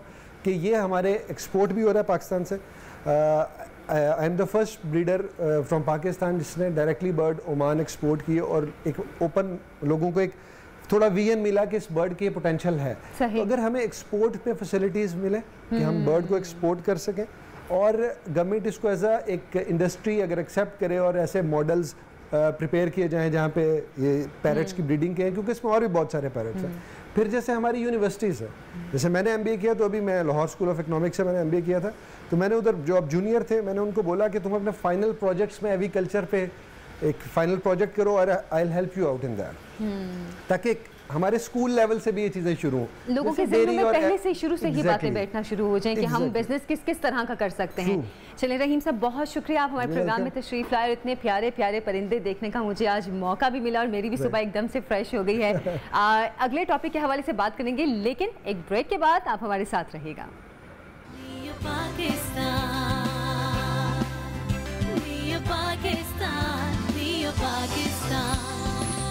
ब्रेक के बाद आपको खुशामदीद कहते हैं। नाज़रीन, पता चला है कि मियां नवाज शरीफ साहब जो कि साबिक वज़ीर आज़म हैं और लंदन में मुकीम हैं, गुज़श्ता रात को वो कोट ख्वाजा सईद पहुँचे, वहाँ पर उन्होंने कोरोना वैक्सीन लगवाई और रातों रात ही वो वापस भी चले गए। ये तो खैर मजाक की बात थी, लेकिन ये तशवीशनाक बात है असल में, क्योंकि ऐसा हुआ है कि मियां नवाज शरीफ के नाम का कोरोना वैक्सीन का सर्टिफिकेट जो है वो इशू हुआ है यहाँ से कोट ख्वाजा सईद से, और इस पर अब काफ़ी थरथली भी मची हुई है, इस पर एक्शन भी लिया गया है, कुछ लोगों को मुअत्तल भी कर दिया गया है उनके ओहदों से। ये मामला जो है काफ़ी तशवीशनाक सूरत हाल की तरफ इसलिए भी जा रहा है क्योंकि अब ऐसा होना शुरू हो गया है कि जो लोग कोरोना वैक्सीन नहीं लगवा रहे वो जाली सर्टिफिकेट बनवा रहे हैं, और उन सर्टिफिकेट की हैसियत क्या होगी इस हवाले से भी हम बात करेंगे। और लेकिन साथ साथ ये भी खबरें जो सामने आई हैं कुछ अरसे में कि लोग कोरोना वैक्सीन को, जिस तरह पोलियो के हवाले से कहा जाता था कि नहीं भाई पोलियो जो है ये कुछ ऐसे वैसे कतरे हैं, हम बच्चों को नहीं पिलाएंगे, उसी तरह कोरोना वैक्सीन के हवाले से भी लोगों ने इसी तरह की बातें की हैं कि ये पता नहीं किस किस्म की वैक्सीन है, अगर आप वैक्सीन लगवाएंगे तो 2 साल में आप मर जाएंगे, या ये हो जाएगा वो हो जाएगा। बहुत से ऐसे की अफवाहें जो थी वो गर्दिश करती रही हैं। लेकिन बहरहाल ज़िंदगी तो उतनी है जितनी आपने जीनी है, और जितनी लिखी गई है उतनी ही जीनी है, चाहे आप 2 साल में इस दुनिया से जाएं या 2 साल के बाद जाएं, लेकिन एहतियाती तदाबीर ज़रूरी हैं। कोरोना वैक्सीन ज़रूर लगवाएं, क्योंकि जो अगर ये मामला है कि अगर आप कोरोना वैक्सीन नहीं लगवा रहे, आप बैरून मुल्क जा रहे हैं और जाली सर्टिफिकेट बना के जा रहे हैं, अगर आप पकड़े जाते हैं तो इसमें नुकसान आपका तो है ही, लेकिन मुल्क की बदनामी इसमें ज़्यादा है। और पाकिस्तान वैसे ही कोरोना वैक्सीन की वजह से, कोरोना केसेस की वजह से कुछ ममालिक में रेड लिस्ट में भी था, अभी हालिया दिनों में कुछ हालात में बेहतरी आना शुरू हुई है। तो आप लोगों से गुजारिश है कि जाली सर्टिफिकेट्स की जानिब ना जाएं, कोरोना वैक्सीन लगवाएं, आपको कुछ नहीं होगा। और फिर वही बात कि जितनी खुदा ने आपकी ज़िंदगी लिख दी है आपने जीनी उतनी ही है, चाहे आप वैक्सीन लगवाएं या ना लगवाएं, लेकिन बहरहाल लगवा लें तो ज़्यादा अच्छा है। इस पर हम बात भी करेंगे। मियाँ नवीद साहब डिप्टी ब्यूरो चीफ हमारे साथ मौजूद हैं और उनसे पहले ये जानेंगे कि ये जो मामला भी सामने आया है उस पर अब हो क्या रहा है। मियाँ नवीद साहब अस्सलाम वालेकुम। मियाँ नवीद साहब हमारे साथ लाइन पे हैं? जी बिल्कुल आवाज आ रही है आप। अच्छा मियाँ नवीद साहब, ये मामला चले मैंने तो थोड़ा मजाक के रंग में इसको बता दिया कि मियाँ नवाज शरीफ का कोरोना वैक्सीन का सर्टिफिकेट जो है वो इशू हुआ, लेकिन ये तशवीशनाक बात है। इस पर अब क्या एक्शन हो रहा है? जी बिल्कुल, एक्शन तो इस पर हो चुका है। 7 अफराद को जो है वो कसूरवार करार दे दिया गया और उसमें जो मेन थे MS वहाँ के, उनको जो है वो उनकी गफलत और लापरवाही की वजह से जो है वो आज उनको मुअत्तल कर दिया गया है। उसके साथ साथ जो है वो 2 मुलाजमीन जो है वो जो मेन इसमें जिन्होंने ये एंट्री डाली थी उनको भी मुअत्तल किया गया है और उसकी रात बकायदा तौर पर मुकदमा भी दर्ज कर दिया गया है। लेकिन इस हवाले से मैं ये बता दूं कि ये तो चलो एक बड़ा केस था और शुक्र है इस बात के ऊपर के वफाकी हुकूमत और पंजाब हुकूमत की आंखें खुल चुकी हैं कि इस तरह की एंट्रीज बेशुमार हो चुकी हैं, हजारों के हिसाब से मैं समझता हूँ कि हो रही हैं। लोग जो वैक्सीन नहीं लगवाना चाहते वो 500 से 1000 रुपया देकर जो है वो अपनी एंट्री दिलवा कर सर्टिफिकेट हासिल कर लेते हैं। ये तकरीबन 3 माह से इस तरह की खबरें हमने चलाई हैं, लेकिन कोई भी टस से मस नहीं हुआ। ना NCOC की जानिब से किसी ने नोटिस लिया, ना वफाकी हुकूमत और ना ही पंजाब हुकूमत। हमने बल्कि मुतअद्दिद बार प्रेस कॉन्फ्रेंस के अंदर भी बताया कि इस तरह का ये मामला चल रहा है कि हम अगर पूरा पंजाब या पूरा पाकिस्तान वैक्सीनेटेड भी कर देंगे तो उसके बावजूद आधे लोग अनवैक्सीनेटेड होंगे, क्योंकि वो फेक एंट्रीज करवा कर जो अपना कोरोना वैक्सीन सर्टिफिकेट हासिल कर रहे हैं। लेकिन जो मियां नवाज शरीफ की फेक एंट्री डाली गई और उसके ऊपर जब ये केस सामने आया तो उसके बाद पंजाब हुकूमत, वफाकी हुकूमत और NCOC को पता लगा कि ये कितनी बड़ी पाकिस्तान की बदनामी है और ये कितना बड़ा लम्हा फिक्रिया है कि हमारी जो कोरोना वैक्सीनेशन मुहिम है उसके ऊपर एक बड़ा सवालिया निशान है। अब इन मुलाजमीन को तो मुअत्तल कर दिया गया है, MS को भी मुअत्तल कर दिया गया है, पर्चा भी दर्ज हो चुका है। जो ज्यादा से ज्यादा बात की जा रही थी वो सारा कुछ हो रहा है। अब मजीद इन्वेस्टिगेशन करने की जरूरत है कि ये फेक एंट्री डालने का मकसद क्या था, क्या ये किसी की शरारत थी? क्योंकि जो जिसका नाम लिया जा रहा है, जो एक नवीद नामी शख्स है जो कि बैरून मुल्क में बैठा हुआ है, उसने वहां से व्हाट्सएप जो है वो साबिक़ वज़ीर-ए-आज़म पाकिस्तान मियां नवाज शरीफ का ID कार्ड यहाँ पर मुलाजमीन को किया। आदिल नामी मुलाजिम और उसने जो है वो नवीद नामी शख्स जो बाहर बैठा हुआ उसने बताया कि जो उसके वालिद है उसका ID कार्ड नंबर है और वो बीमार है तो आप इसकी एंट्री डाल दें, तो एंट्री डाल दी गई। अब उस शख्स का जो काफी अर्सा से इस अस्पताल में कोट ख्वाजा सईद अस्पताल में इन्फ्लुएंस था, लेकिन अब वो इस वक्त पाकिस्तान में नहीं है, वो बाहर है। इस तरह ये एंट्री दिलवाई गई। लेकिन इस हवाले से मैं ये भी बता दूं कि जब इस मामले के ऊपर जब ये 7 रुकनी जब ये कमेटी ने अपनी फाइंडिंग की तो उसमें यह भी बताया गया है कि मुतअद्दिद ऐसी जो है वो बोगस एंट्रीज भी की गई है और डिलीट भी उनको किया गया है। तो इस तरह का ये सिलसिला चल रहा है, एक्शन ले लिया गया है। मजीद जो है वो साइबर विंग के ऊपर जो है वो इस मामले के ऊपर जो है वो इन्वेस्टिगेशन कर रहा है, क्योंकि सबसे पहले सोशल मीडिया के ऊपर ये मामला वायरल हुआ। अब वो चेक कर रहे हैं कि सोशल मीडिया के जरिए से किस तरह और किसने सबसे पहले वायरल किया। दूसरा ये कि ये और इसमें लोग कौन कौन से मुलव्वस हैं, ये सारी जो है वो एक तफसीली रिपोर्ट साइबर विंग देगा। ताम जो महकमा सेहत की कमेटी जिला पंजाब की हिदायत पर बनाई गई थी उसने 7 साल को इसमें जो है जिम्मेदार करार देकर 2 जो है वो उसमें एक MS को मुअत्तल किया है, उसके अलावा एक और डॉक्टर है उनको मुअत्तल कर दिया गया और 2 मुलाजमीन जो थे जो इसमें मुलव्वस थे जिन्होंने एंट्री डाली है उनको भी मुअत्तल किया गया, मुकदमा भी दर्ज कर लिया गया। लेकिन अभी तक उनकी शायद गिरफ्तारी नहीं हुई, वो रूपोश हो चुके हैं अस्पताल से और इस हवाले से जो है वो उनकी गिरफ्तारी उनको गिरफ्तार करने की कोशिश भी की जा रही है। चलिए ठीक है, बहुत शुक्रिया मियां नवीद साहब, आपने प्रोग्राम में इस हवाले से बात की है। और ये तो चले केस सामने आ गया, लेकिन ऐसा हो रहा है कि लोगों को नादरा से सर्टिफिकेट इशू हो रहे हैं वैक्सीन ना लगवाने के बावजूद। ये यकीनन बहुत ख़तरनाक बात है, क्योंकि इससे जो बैरून मुल्क में अगर आप जाते हैं तो आपकी एक तो वैक्सीनेशन पर भी शकूक व शुबहात होंगे और आपके अब सर्टिफिकेट्स पे भी शकूक व शुबहात होंगे कि ये ओरिजिनल है या नहीं है। इसमें नुकसान सिर्फ एक शख्स का नहीं, इसमें नुकसान पूरे मुल्क का है। इस चीज़ से एहतियात करें। एक और इशू के हवाले से मैं बात करना चाह रही हूँ इंटरमीडिएट के इम्तहान के बाद मतलब FSC अगर आप करते हैं तो उसके बाद मेडिकल में एडमिशन के लिए MD कैट का टेस्ट होता है। पहले इस टेस्ट की फ़ीस होती थी 1500, लेकिन अभी कुछ अरसे से इसकी फ़ीस हो गई है 6000 रुपया। और ये कुछ इस पे मामलात भी सामने आ रहे हैं कि पाकिस्तान मेडिकल कमीशन के बाहर तलबा ने एहतजाज किया है और उन्होंने मुतालिबा किया है कि ऑनलाइन इम्तहानात की बजाय फ़िज़िकल टेस्ट लिया जाए और MD कैट के टेस्ट जो हैं वो दोबारा मुनक़िद कराया जाए। तलबा तंजीम की जानिब से 5 रुकनी वफ़द ने PMC सदर अरशद तकी से भी इस हवाले से मुलाकात की है। हुकाम ने तलबा तंजीम से कल तक का वक्त भी मांग लिया है, जिस पर एहतजाजी तलबा ने मुतालिबात की मंजूरी तक धरना देने का ऐलान किया है। मामला अभी क्या चल रहा है इस पर हम बात करेंगे। आयशा शुएब हमारे साथ मौजूद हैं। आयशा, पहले इस मामले के हवाले से थोड़ी रोशनी डालिएगा, हो क्या रहा है?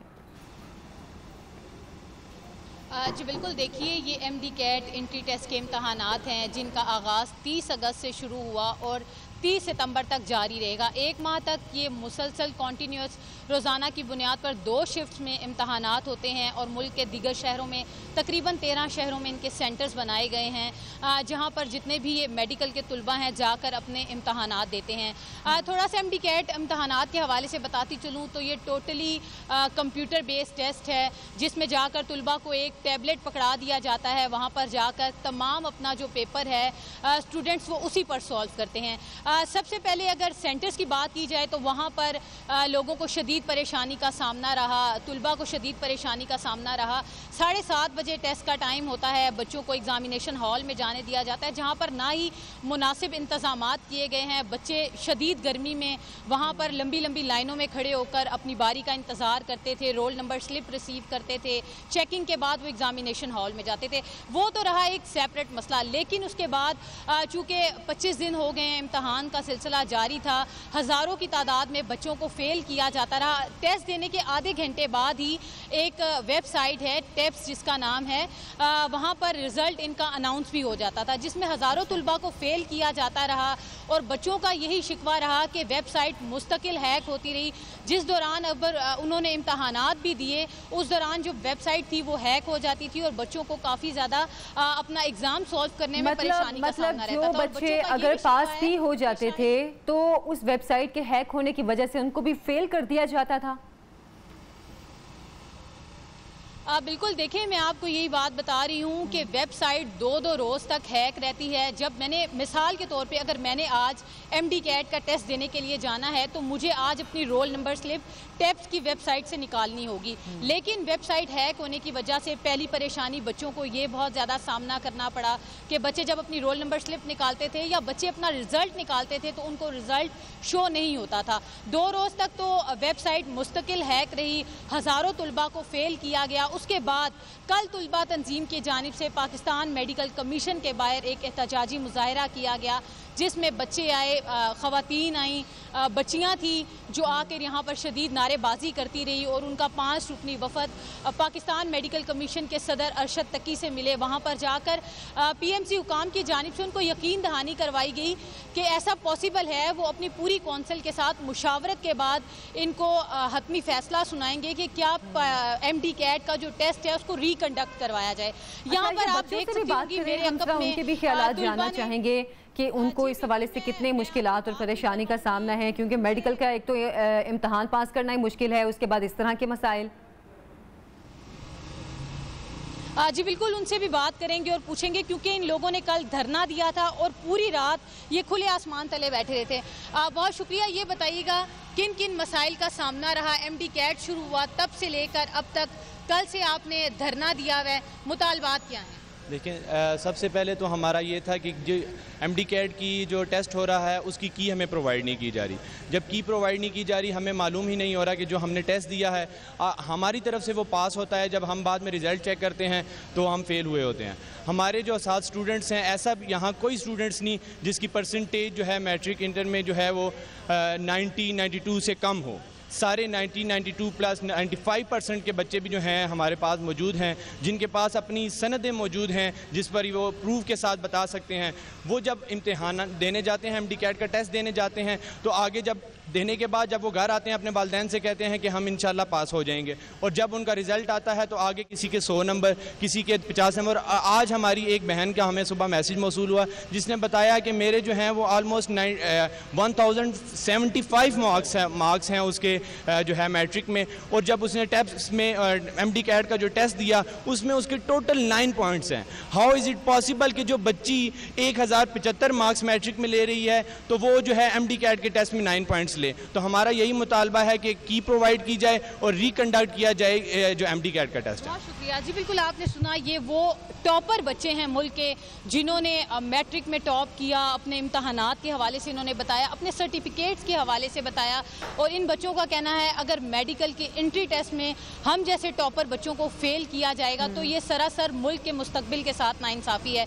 PMC की बिल्डिंग के बाहर इनका एहतजाजी मुजाहरा कल से जारी है, जो अब तक धरने की सूरत इख्तियार कर चुका है, और इन लोगों की जानिब से बार बार एक ऐलान ये भी किया जा रहा है कि अगर इनका मुतालबा ना माना जाए, क्योंकि 1 पॉइंट एजेंडा है, MD-CAT इम्तहान को रिकंडक्ट करवाया जाए। अगर इम्तहान रिकंडक्ट नहीं होता तो इन लोगों की जानिब से ये कहा जा रहा है कि ये D चौक की जानिब मार्च करेंगे, शाहराह दस्तूर को बंद करेंगे, पार्लियामेंट हाउस जाएंगे और मुल्क भर से तमाम तुलबा तंजीमों को एक प्लेटफॉर्म पर जमा करेंगे। तो इनकी जानिब से स्टूडेंट्स के मसले गुज़श्ता कुछ अरसे से काफ़ी ज़्यादा चल रहे हैं। अभी तो चले ये MD-CAT के टेस्ट के मामला सामने आया है, इससे पहले भी एक टेस्ट के हवाले से काफ़ी इशूज़ आते रहे हैं और वो स्टूडेंट्स काफ़ी एहतजाज भी करते रहे हैं। आयशा शुएब आपका बहुत शुक्रिया। अभी एक ब्रेक लेंगे, ब्रेक से वापस आएंगे, आप हमारे साथ रहिएगा।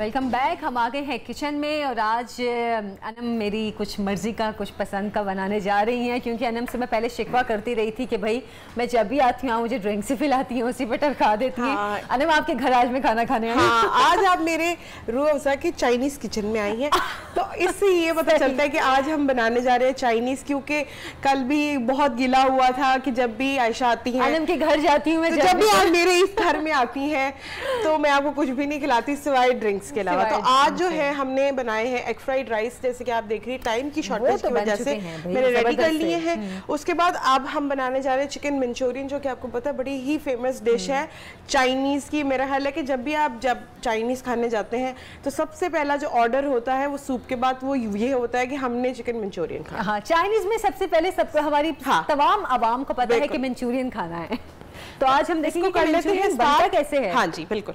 अच्छा, ये चिकन था, मैंने इसको क्यूब्स में ऐसे कटवा लिया था। उसके बाद इसको कॉर्नफ्लावर, अंडा और नमक लगा के सिर्फ इसको मैरिनेट करके इसको हमने डीप फ्राई कर लिया। कॉर्नफ्लावर, अंडा और नमक, ठीक है, 3 चीजें हैं बिल्कुल। अगर ये 1 kg चिकन है तो इसमें तकरीबन मैंने 4 से 5 टेबलस्पून भर के डाले हैं कॉर्नफ्लावर के और 1 अंडा डाला है। 1 अंडा डाला है, उसको अच्छी तरीके से करके मैरिनेट करने के बाद उसको डीप फ्राई कर ली। ये बिल्कुल जो है ऑलमोस्ट 90% डन है, 10% जो है सॉस में डन हो जाएगा। ठीक है, अब हम क्या करेंगे कि इसमें तकरीबन 1 टेबलस्पून के करीब हम ऐड करेंगे अदरक लहसुन।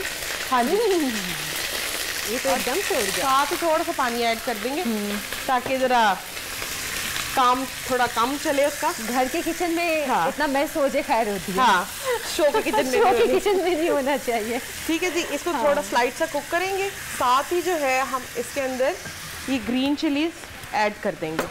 अच्छा, मोस्टली सबसे अच्छी खुशबू मुझे ना अदरक लहसुन को जब हम पकाते हुए भून रहे होते हैं ना, वो सबसे प्यारी खुशबू होती है। मुझे खुद भी, जिन लोगों को खाना बनाने का शौक है वो शायद इस चीज़ को अंडरस्टैंड करें, क्योंकि मुझे अब खाना बनाने का शौक है।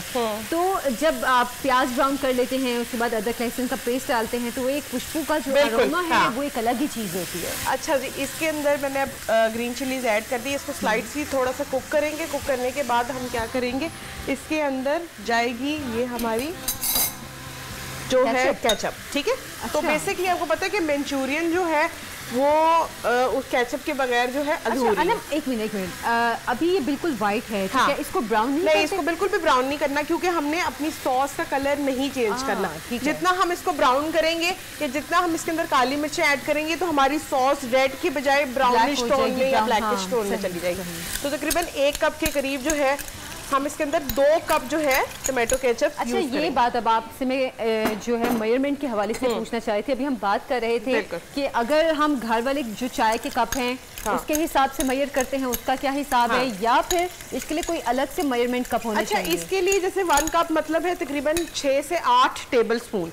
इजीली सिंपल मेजरमेंट्स है, ये इतना कोई हार्ड एंड फास्ट रूल नहीं। 6 से 8 टेबल स्पून जी। अभी आपने वैसे 2 कप डाले हैं। 2 कप तो तकरीबन आप समझे कि 2 कप का मतलब है कि मैंने 12 टेबल स्पून जो है इसके अंदर केचप ऐड कर दी। ठीक है, ठीक है। अब इसको कुक कर लेते हैं। केचप है वो चिली सॉस टाइप की? नहीं, ऐसे ही बिल्कुल भी सिंपल जो होती है केचप हमारी। अब ये देखिए हमारी सॉस जो है वो रेडी हो गई है। अब इसके अंदर ऐड करेंगे इसकी सीजनिंग। अच्छा, इसमें जाएगी थोड़ी सी वाइट पेपर। बेसिकली हम इसमें ब्लैक पेपर इसलिए नहीं डाल रहे, जैसे मैंने आपको बताया है कि उसका टेस्ट जो है वो खराब हो जाएगा। तो ½ टीस्पून के इसके अंदर चली गई है वाइट पेपर, और इसके अंदर 1 टीस्पून जो है जाएगी रेड चिली क्रश। ठीक है, ठीक है जी। उसके बाद हम इसके अंदर ऐड करेंगे एक हल्का सा टिंच लाइक 1 टीस्पून के करीब सिर्फ इसके अंदर जाएगी सोया सॉस। अच्छा, कुछ लोग चाइनीज बनाते हुए सोया सॉस बहुत ज्यादा डालते हैं। बहुत ज्यादा डालते हैं। उन लोगों में मैं भी आती हूँ। बिल्कुल भी सोया ख्याल है शायद सोया सॉस से बहुत अच्छा टेस्ट आता है। बिल्कुल भी नहीं ऐसा। जो खासतौर पे मंचूरियन जो है उसके अंदर सोया सॉस तो बिल्कुल ही आप सिर्फ समझे कि एक फ्लेवर के लिए डालते हैं। जैसे हम कल बात कर रहे थे कि वनीला एसेंस सिर्फ फ्लेवर के लिए डालते हैं। सिर्फ फ्लेवर के लिए डालते हैं, उसी तरह जो है हम इसके अंदर सोया सॉस जो है वो सिर्फ फ्लेवर के लिए डालते हैं, क्योंकि ज़्यादा डालने से क्या होगा कि हमारी सॉस का कलर जो है वो ख़राब हो जाएगा। चलें, ये भी आज के प्रोग्राम से मुझे सीखने को मिल गया कि सोया सॉस जो है सिर्फ एक फ्लेवर के लिए डालते हैं, क्योंकि मैं तो तकरीबन एक आधे कप से ज़्यादा सोया सॉस ही डाल देती थी कि शायद इससे अच्छा बिल्कुल भी। अच्छा, अब इसके अंदर जाएगा थोड़ा सा चिकन। आपने देखा होगा कि मैंने अभी तक जो है नमक नहीं डाला बिल्कुल भी इसके अंदर, क्योंकि जो केचप है उसमें भी नमक है, सोया सॉस उसमें भी नमक है। अब इसके अंदर जो चिकन पाउडर जा रहा है उसमें भी नमक है, तो हमने जो है सब कुछ बड़ा बैलेंस करके डालना है। सही, ठीक है जी। अब ये साथ ही हम इसके अंदर इसको ऐड कर लेंगे और इसके बाद जो है इसको 2 से 3 मिनट कुक करेंगे। अच्छा, आपने बिल्कुल जब तक सॉस कंप्लीट रेडी नहीं हो जाएगी तब तक आपने बिल्कुल भी इसके अंदर चिकन नहीं डालना। अच्छा, अनम चिकन कितना है दोबारा बताइए? 1 kg के करीब। 1 kg के करीब। हाँ जी, ठीक है। उसके बाद इसके अंदर जाएगी थोड़ी सी शुगर जो कि है सॉल्ट, और जो नमक का कंटेंट है उसको करेगी बैलेंस। ठीक है, तो ये 1 टेबल स्पून के करीब जो है इसके अंदर चली गई है शुगर। अब साथ ही इसको करेंगे। अच्छा, चाइनीज की कुछ डिशेस में शुगर ऐड करते हैं स्पेशली? बिल्कुल।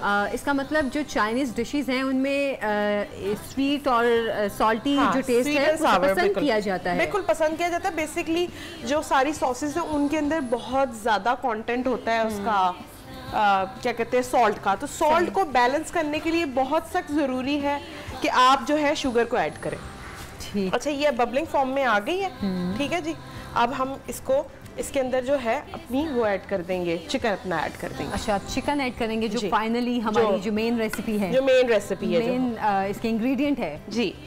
अच्छा, आप जो है चिकन की जगह जो है सी फूड भी ऐड कर सकते हैं, ये आपकी अपनी पर्सनल चॉइस है। लेकिन सी फूड बहुत महंगा मिलता है। सी फूड बहुत महंगा, बिल्कुल। आप इसके अंदर श्रिम्प्स या प्रॉन्स जो है वो भी ऐड कर सकते हैं। और वैसे अब तो मार्केट में जो बड़े स्टोर्स हैं उन पे ये सी फूड बहुत आपको इजीली अवेलेबल है, बल्कि पैकेट्स में मिलता है कुक। जैसे अनम ने बोला कि 93% 94% कुक है चिकन जी, उसी तरह की फॉर्म में आपको मिल जाता है। तो बस आपने वो घर में लाना है, इस तरह की सॉस बनानी है, उसमें वो बस ऐड कर देना। अच्छा, एक चीज़ जो बड़ा इंपॉर्टेंट चाइनीज़ में होता है वो ये होता है कि आपने जो आपकी फ्लेम है वो बहुत तेज़ होनी चाहिए। जैसे अब हमारे पास इतनी तेज़ नहीं है, लेकिन आपको अपने घर में जब भी कुकिंग करनी है तो फुल जो आपका घर का जो चूल्हा है जो सबसे तेज़ चलता है उस पर आपने कुकिंग करनी है, क्योंकि चाइनीज़ जो है वो हाई फ्लेम वाली कुकिंग है। अच्छा। स्लो फ्लेम पे आप उसको अगर पकाएंगे तो उसका चिकन जो है वो सॉगी हो जाएगा। अब देखें ये हमें इसके अंदर जो है सॉस में, अच्छा, वो जो चिकन में क्रंच है वो नहीं रहता, फिर वो नहीं रहता। जैसे आपने बोला कि आपने पहले उसको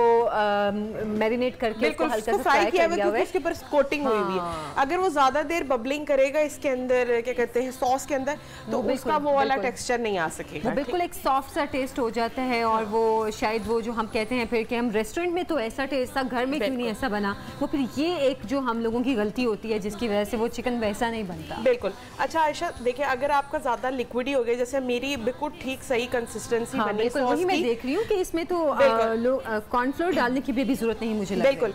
तो अगर आपका हो जाए सॉस जो है वो ज़्यादा पतली हो तो आप इसमें कॉर्नफ्लावर ऐड कर दें। जैसे मेरी सॉस है इस वक्त बिल्कुल परफेक्ट है, मुझे इसके अंदर बिल्कुल भी जो है वो बबल्स बहुत मतलब अच्छे वाले बन रहे हैं, कॉर्नफ्लावर डालने की जरूरत नहीं, कोई कमी महसूस नहीं हो रही। बस ये 1-8 मिनट जो है और कुक हो जाए और उसके बाद जो है हम इसको डिश आउट कर लेंगे। अब आप ये देखें, ये अगर आप देख रही होंगी तो सॉस की कंसिस्टेंसी देखें कि कितनी थिक है, तो इसलिए हमें बिल्कुल भी कॉर्नफ्लावर, अगर मैं इसमें कॉर्नफ्लावर डालूंगी तो सारी ग्रेवी जो है इसकी एक वजह कहीं ये भी तो नहीं है कि आपने जो चिकन के ऊपर कॉर्नफ्लावर लगाया था वो उसके अंदर वो बिल्कुल कुक हो चुका है, उसका बिल्कुल भी कोई इसके साथ लेना देना नहीं है। लेकिन समटाइम आप होते हैं ना कि आपने ज़्यादा चिकन स्टॉक डाल दी तो ग्रेवी पतली हो गई, तो आपने इसलिए कॉर्नफ्लावर ऐड करना है। अगर आपकी ग्रेवी बिल्कुल परफेक्ट है तो आपको बिल्कुल भी कॉर्नफ्लावर डालने की जरूरत नहीं। सही है। तो ये जो आपने अनम इसमें पानी डाला था? जी बिल्कुल। अगर कोई चिकन स्टॉक डालना चाहे वो भी डाल सकता है। हाँ जी, दोनों ऑप्शन आपके पास अवेलेबल। आप चाहे तो चिकन स्टॉक ऐड कर ले, चाहे तो आप इसके अंदर जो है वो ऐड कर सकते हैं, मतलब डायरेक्टली पानी ऐड कर सकते हैं। ये तो बहुत प्यारी सी शक्ल का बन गया है, ये ले जाइए। अच्छा, ऐसा ही लग रहा है किसी रेस्टोरेंट का चाइनीज़ खाना है। ये देखें, आपको अगर नज़र आ रहा है तो ये बहुत मज़े की इसकी लुक है, क्योंकि राइस भी पहले से बन चुके हैं और अब ये चिकन की ग्रेवी बन गई है। तो